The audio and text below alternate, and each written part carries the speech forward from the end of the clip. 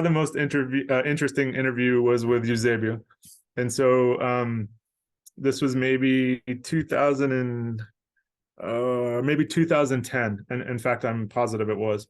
I had called him a number of times and he was very nice on the phone. He just said, I'm unavailable right now. Oftentimes he was not in Portugal. He would just say, I'm not available. I'm not available. And eventually it got close to the time I was leaving. And this was I think in the late fall, maybe November. And he finally said, okay, meet me at this restaurant. And I'd never heard of it. And I was so excited. And it was like in Portugal, like at 3 or 4 in the afternoon. It's like there's nothing going on. Lunch is over. Dinner is not going to start for a long time. So it was fine. So I was standing outside this restaurant.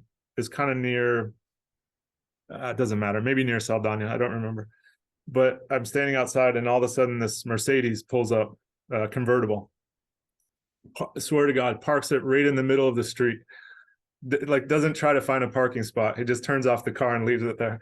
And of course, everybody in the neighborhood's like, oh, you know.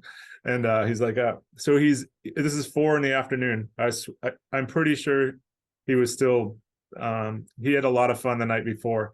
And so he was, so his shirt was all screwed up. It was like one side was really high and one side was really low. And so he asked me, how long is this going to take? And I said, oh, an hour or so in Portuguese. And he said, he goes, or less.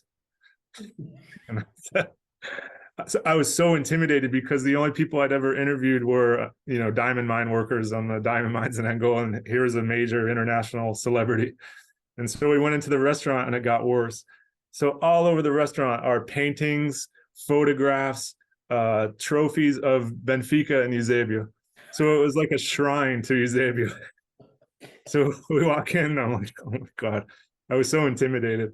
And he said, do you want anything to eat or drink? And I said, no, I'm okay. I really did, but I just didn't want anything to, he's like, queijo, cervejas. And so immediately there's food and drink appear in front of us. And then he's polite, but he's also, let's get going. And he's like, what do you want to know? So I started asking questions about not football, not what was the greatest game you ever played in, or who was the toughest defender that you ever matched up against. I wanted to know what they did on weeknights after practice.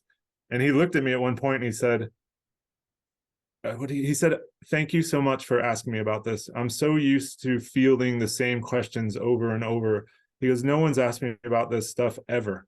And he said, it's really making me think back to my time in Lisbon when I first arrived and when I was first acclimating and what we did and like the friendships that I built, away from the pitch. And so he would talk about things like what they would go to the beach, Carcavelos, or things like that, or what movie theaters they used to go to. And so he was really fascinated he kept asking me why I was interested in this.